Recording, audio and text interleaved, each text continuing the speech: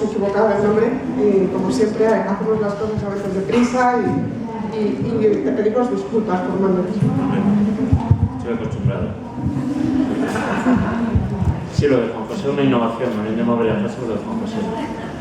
Bueno, buenas tardes, mi nombre es José Manuel Mariscal. Es para mí un honor estar en este importante acto de la fiesta del Partido Comunista de España, y os quisiera trasladar 10 ideas, también por hacer mención y hacernos eco de aquellos 10 días que conmovieron al mundo, y que sin duda, cuando estamos celebrando el centenario de la Revolución de Octubre, de la Revolución Bolchevique, de la Revolución Soviética, nos iremos poniendo de acuerdo en cómo llamarlo a lo largo de este año, estamos conmemorando el centenario de nuestra tradición, estamos conmemorando el centenario del hilo rojo, quizá fundacional, sin duda, de nuestra tradición comunista. Y además lo queremos celebrar en España, que tiene unas características específicas, ya que de esos 100 años, en España, durante 40 de esos 100 años, se habló y mucho del bolchevismo y del comunismo, que son dos cuestiones que aparecen reflejadas en multitud de expedientes que llevaron a la muerte, a la tortura y a la represión de miles de hombres y mujeres en nuestro país, y que además generaron un imaginario colectivo en torno al peligro que suponía el comunismo y las ideas del bolchevismo en nuestro país. Si eso está o no todavía en el tuétano de nuestra sociedad, que yo creo que sí, a la última campaña electoral me remito, de recientes fechas, es también algo que deberemos de tener en cuenta a la hora de conmemorar este centenario.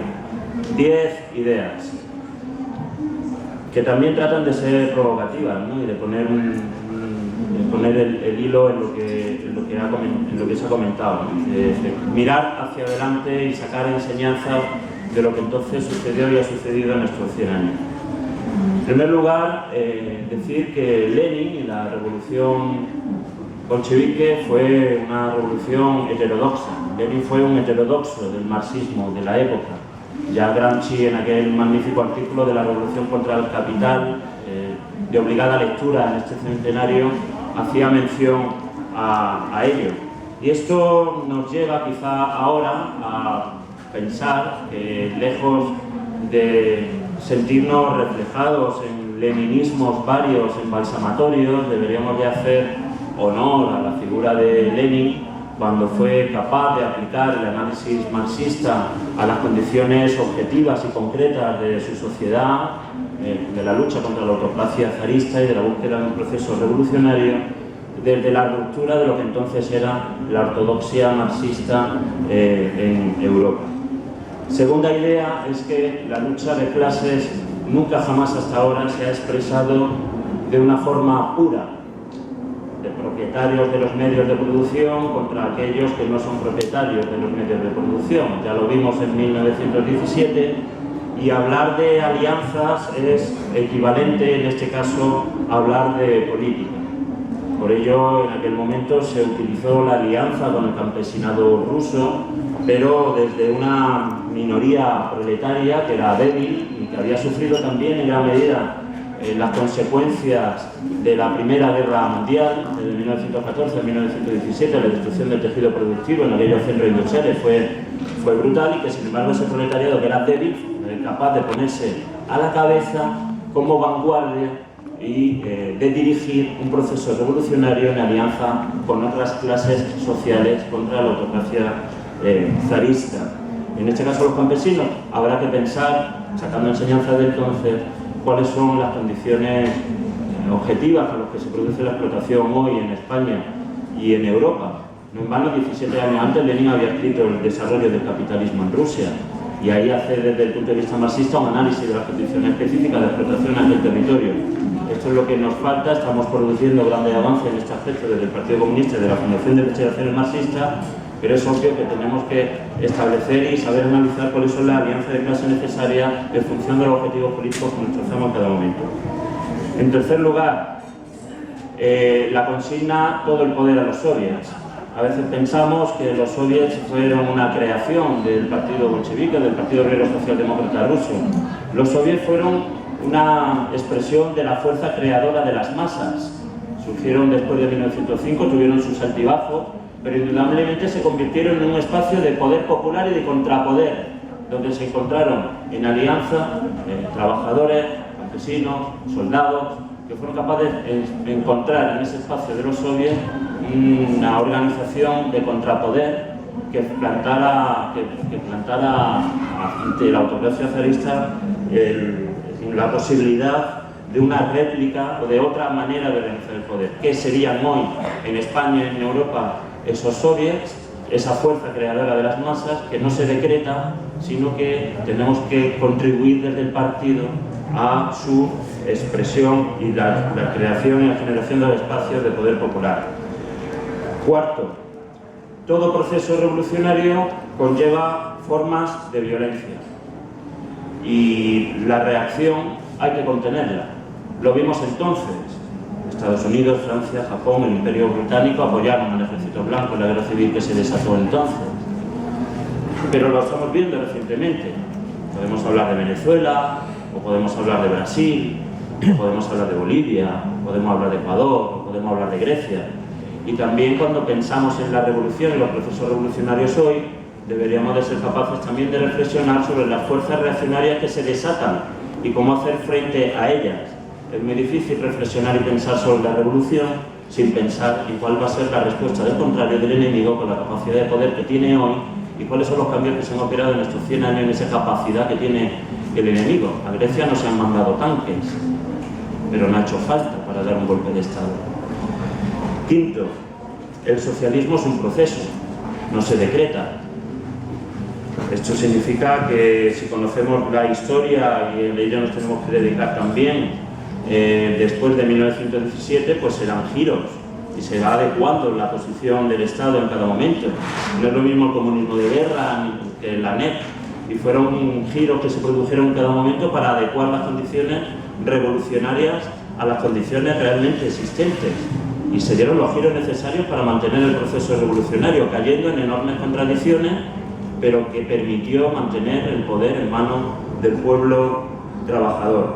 Fruto quizá del genio creador de Lenin, sin duda, pero también de la capacidad de elaboración y de revolución de muchos hombres y mujeres que estaban entonces. Sexto, somos capaces en el siglo XXI de poner de nuevo el ser humano en el centro.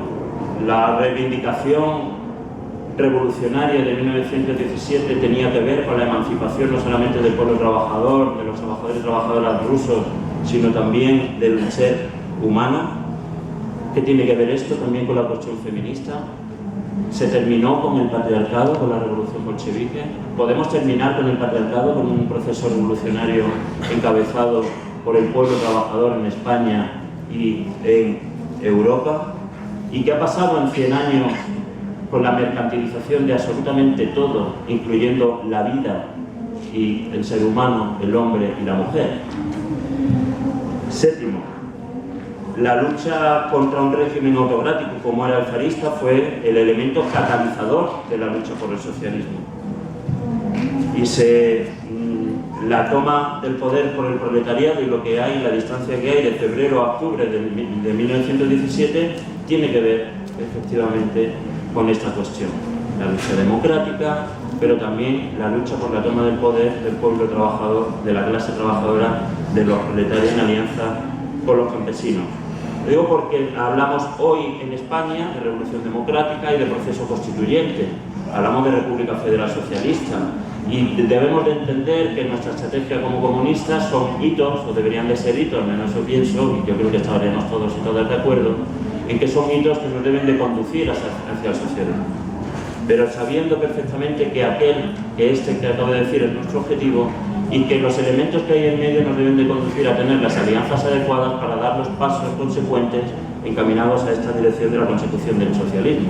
Y que ahora lo que entonces representó la lucha contra la autocracia zarista debe de ser pues, la lucha contra la oligarquía financiera, etc. Ahora me referiré también a eso.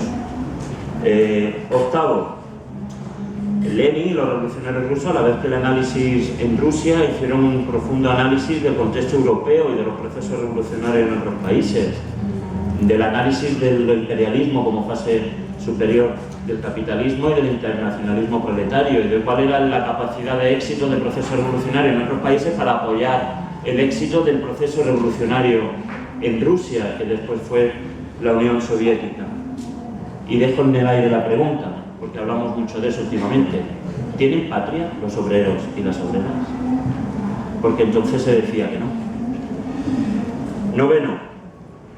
Sin duda, 1917, el gen creador de Lenin surge del análisis sosegado de una derrota, que fue la derrota de 1905. Bien, es verdad que fue una derrota de un proceso revolucionario que pilló por sorpresa a nuestros camaradas del Partido Obrero Socialdemócrata ruso, y que antes de 1905 no se había escrito mucho sobre esto, pero después de 1905 sí.